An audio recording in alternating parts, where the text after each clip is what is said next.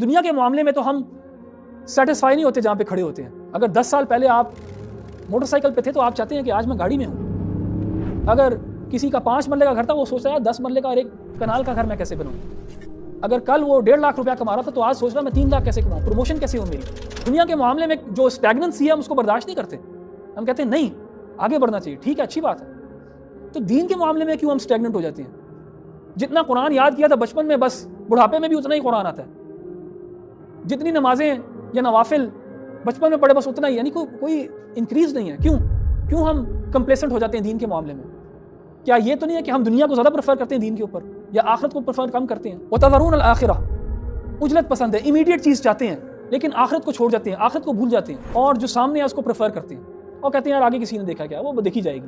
یہ ایٹیٹیوڈ وہ ایٹیٹیوڈ ہے جو شیطان جو ہے نا آپ کے میرے اندر انسٹل کرنا چاہتا ہے. یار ڈونٹ وری اباؤٹ ٹمارو, بس ٹھیک ہے چھوڑو کوئی بات. یہ بربادی ہے اس کے اندر, اس سوچ کے اندر. اللہ تعالیٰ قرآن میں کہتے ہیں نا بل تؤثرون الحیات الدنیا والآخرۃ خیر وابقا, کہ تم جو ہو پریفر کرتے ہو اس دنیا کی زندگی کو. What Allah has promised us in the hereafter is better, it's forever, everlasting ہے, باقی رہنے والی ہے. یہاں پہ کیا چیز ہے اس دنیا میں جو باقی رہے گی؟ کیا چیز ہے؟ آپ کے اپنے بچے آپ کے ساتھ نہیں رہیں گے, آپ کے والدین آپ کے ساتھ نہیں رہیں گے, سب کچھ فنا ہونے والا ہے اس میں. اور تم اس کو پسند کرتے ہو, اس کو پریفر کرتے ہو at the expense of the ہیئر آفٹر. تو یہ کوئی عقل کہتی ہے؟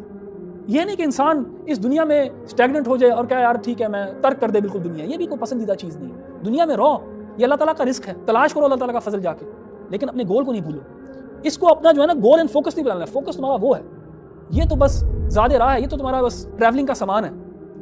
اس کو اچھی طرح لو, اس میں پورا لو, لیکن آخرت کو نہیں بھولنا.